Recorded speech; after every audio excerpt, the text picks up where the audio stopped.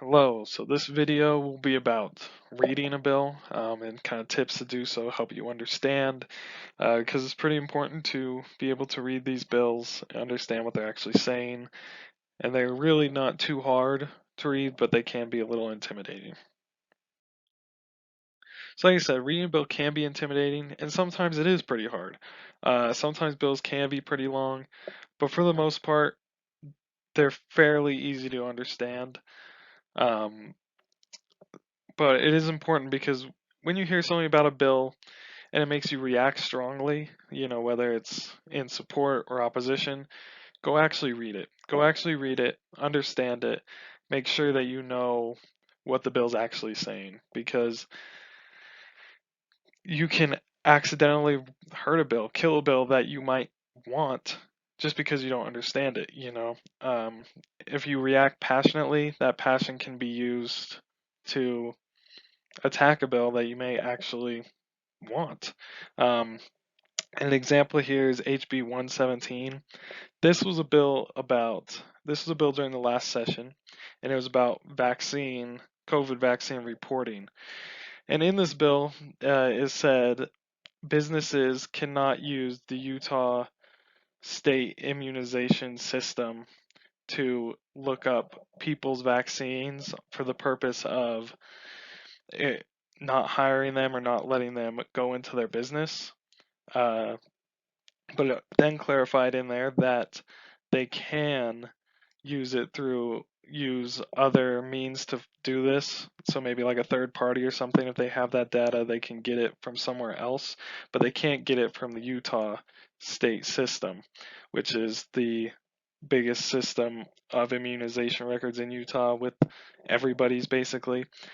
Uh, Now, businesses can do that now if they want, but what somehow people got in their heads was that this bill was allowing businesses to discriminate based on whether you're vaccinated or not, which they can already do. They can do that anyway.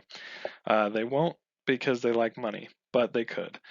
But people thought, okay, well, this bill is saying that they're allowed to do this, and the people got really passionate about this and sent in a bunch of emails and a bunch of public comment about how terrible this bill was.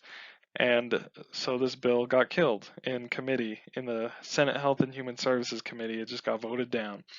And really, they were passionate about that they didn't want businesses to be able to discriminate based on vaccine vaccines, whether you have it or not, for hiring and for people shopping or patrons of the business. And this bill was helping that. This bill would have made it a lot harder for businesses to do, would have made it so businesses probably wouldn't try it, even though they probably won't try it anyway. It would have just made it even harder. But so they ended up killing a bill that really they would have wanted had they fully understood it. And that's why it's important to understand them. So here actually, this is that bill, HB 117, Vaccine Reporting Requirements. And so here's just kind of how to read it. So in order to find it, you can go to bills, go to the session that you're in, and go, if you know the number, find the number. If you know what it's about, you can use the search, and most likely you can find it. But here's just what it looks like. So if you open a bill, it will come up with the most recent version. So as you can see just left of the picture of Representative Ward, it says HB 117 fourth sub. So that means it's on its fourth substitute, and this is showing its fourth substitute. And right here you can see its name, the General Session 2021, and you can see its sponsors. If you scroll down a little bit, you can see the actual text of the bill and other things on the right side. So this is probably the most important part in terms of reading it. You have the general description there, which says this bill implements reporting requirements for vaccine information. So very basic what it's doing. Then you have highlighted provision. This bill defines terms, which likely every bill will define terms. And what that means is it's just going to say, here's a term that's important to this bill, here's what it means. And so it's pretty simple. So that can help you understand things in the bill. So for example, it would have Utah statewide immunization information system. It would have that defined down. If we scroll down a little further, so you know exactly what that means. But yeah, other highlighted provisions requires a vaccine provider to report vaccine information, allows an individual to opt out of having vaccine information shared with the Utah statewide immunization information system, requires the Department of Health to assist a vaccine provider with providing vaccine information to the USIIS. So you can also look over here on the right at other versions. So you can see HB 117 when it was first introduced, the second substitute, which was not adopted, and then the third substitute. So like I said, it's displaying the fourth substitute right now. The third substitute was actually the substitute with the information about companies can't use the USIIS to look up vaccine to look up if somebody's had the vaccine or not.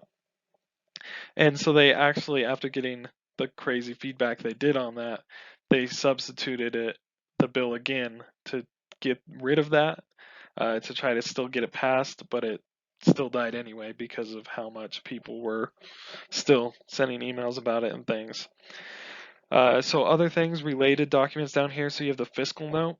That is how this bill affects the budget, taxes and things, if it has money coming in, if it has money going out, things like that.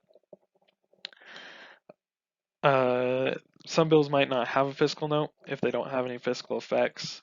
You also have a couple other things here. You have an amendment that was passed, which amendment is just like a change that's less than 20 words, I think it is, but it's a small change. You have a comparison to the second substitute that was not passed, and the agency performance note. You won't have to look at that, but you can if you want. So if you read a bill and you don't understand it, you can always email one of your legislators or even potentially one of the legislators who's sponsoring the bill, and they can help you understand it.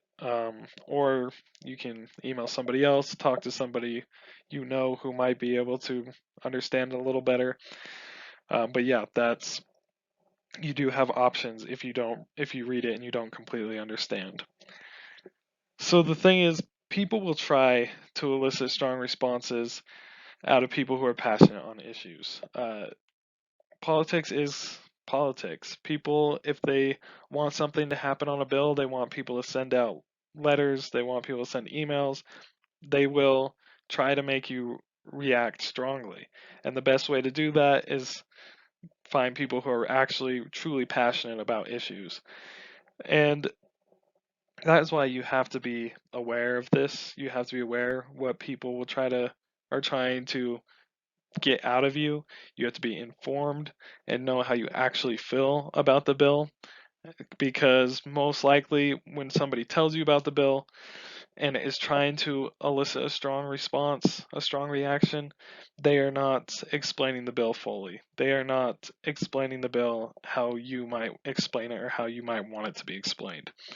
That's why it's really important. It's really important that if you really care about an issue, you really care about whether a bill is going to be passed, take the time to read it, take the time to research it, and take the time to be informed so you can understand whether you actually support it, whether you oppose it, how you feel about it. It's something that I think is very important, and I would encourage you to do. Hopefully, this helped you do it.